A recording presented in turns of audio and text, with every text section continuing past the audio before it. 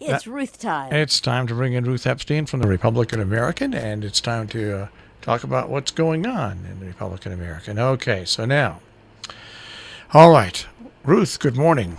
Hi, guys. Well, we're here. It's the day before. Yep.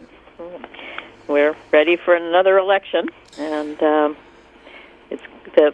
I think most eyes in this area on the 64th District one, between Republican incumbent Brian Oler from Canaan and his challenger Maria Horn, the Democrat from Salisbury.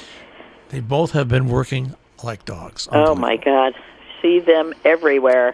I give them I give them utmost credit. Like I said, running really is. I keep going. You could, I keep going back. When I ran for the Board of Education, I knocked on almost 500 and some odd doors, and that was just that these people have been to thousands and thousands of homes. Running takes guts, and people, you spending really time have to on the show phone. you I mean, care. they each dedicate 9 months to this. Unbelievable. It is unbelievable, and it seems to me this tells you that there needs to be a change in our system.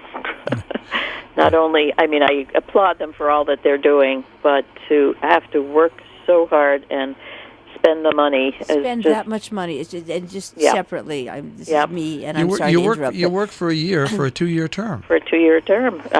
Once you get in, you're thinking about running, your campaign again in no time. You have to think about that, which doesn't give you any time to implement, to work on the stuff that you campaigned on. Right. Exactly. And then you need all this money, which is just, excuse me, my opinion, asinine. Yeah, I agree. Could be put to so much better use, and other countries do it much better than we do.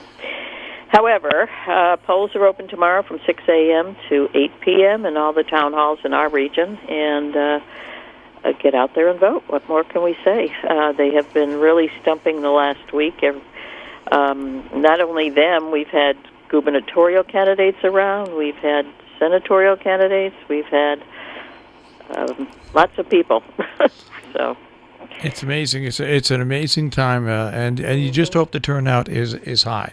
Right. That's all. Exactly. I was saying to Maria and Brian, each individual this past week, when I ran for the Board of Education, for that one slot we had, I think it was 1,230 people showed up to vote just on that one position. You hope that there's that type of energy this year.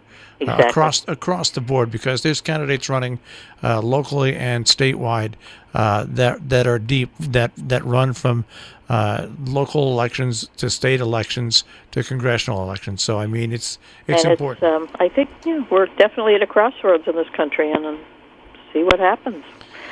So even the smallest election will have an effect on the national scene. All right. We had a story this week on the transfer station issue in Sharon and Salisbury. As you know, the new facility they're trying to get a new facility on the property they bought on Millerton Road. The lease runs out on the Hotchkiss property that's been used since 1985 in 2020. So the committee has been working for years to get the facility up and running, but they've run into snags with high bids now, and so they're going to have to go back and ask the towns for a little bit more money. The 3.8 bid just wasn't enough.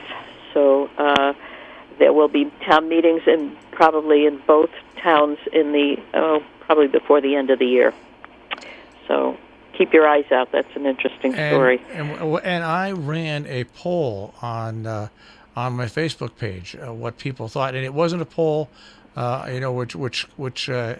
which cast favor in anything like that. And 102 people responded, and it was 78 to 22%. People were leery on spending an additional $500,000 in each town. Really? And I think all that means is, that money, folks, we need a transfer station. So but no choice. I think what that poll tells you is people want to know, basically, why and how we got in the situation, explain it to us, and now explain it to us how we'll get out. And I think one of the major things, Ruth, is that people that are, let's say my age, your age, that are 45, 50, 60 years old, they want to see this tax burden spread out, not only They want future people that are going to use the transfer to pay. I think so. I think if the towns can spread it out long enough, where it goes into another generation, where it helps pay for this, I think that'll be. But I think the towns really have to explain that out. Explain it, yeah. We really do need to recover from our, let's just say, screen-induced case of short-termism. So people just really need to understand the long-term plan. Yeah. So it'll be interesting. I mean, I think they're going to have to really explain it to the towns really well. Not only in Sharon, I think Sharon's a harder sell than Salisbury, but I think that was said at the meeting. Yeah. But I think that people just, if they're reassured, and this is going to go into the future, and that this generation is not going to be the one that pays for it all. I think they've, I think they'll understand. Yeah. But I mean, it's a necessity. Trash is trash, and it has to be disposed of. Can't go back to the old days like when I lived on the farm in West Cornwall, where we had a huge pit. And people, that's all those burns. Yep.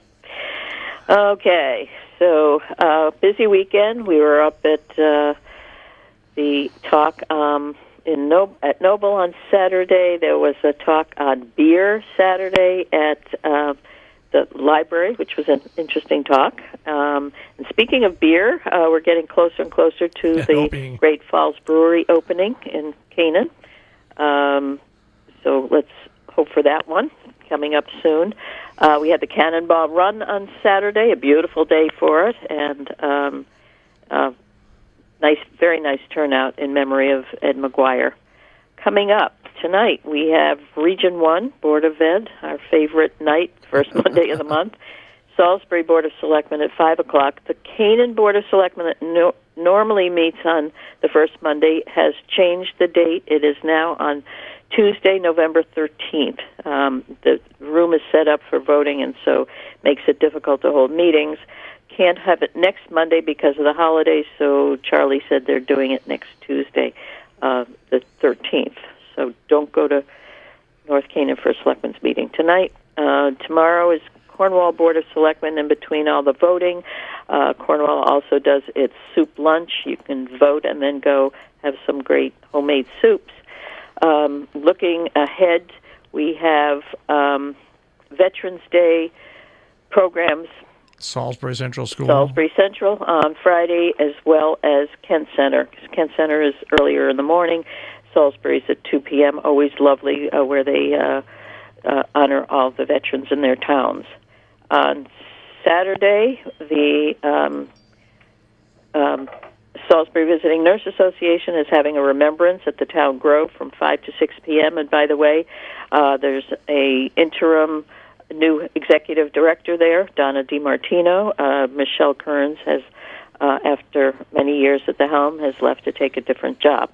And on Sunday, we have the Housatonic Hall of Fame at noon at the high school. Bunch of great people being inducted. Should be a really good program. It spans from, I think, 1947 up to the 2000s. And that's always fun. Always in a nice tribute to those who made those athletic programs special. And also on Election Day, you can bring non-perishable food items to Sharon Town Hall and leave it in front of Ella Clark's door as she will distribute that. And I'm pretty sure, is the vote and vac still going on this year? I think so in Salisbury. It's longer hours than Sharon, I know. Yeah, I'm pretty sure. I'm not sure. I would hope so, but I don't have a definitive answer on that one.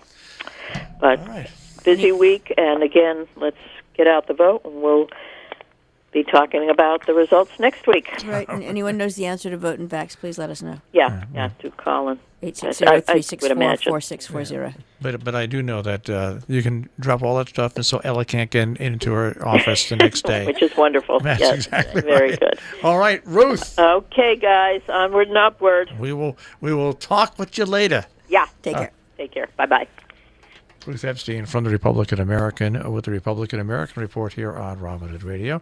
You can find them at rep-am.com and also on newsstands.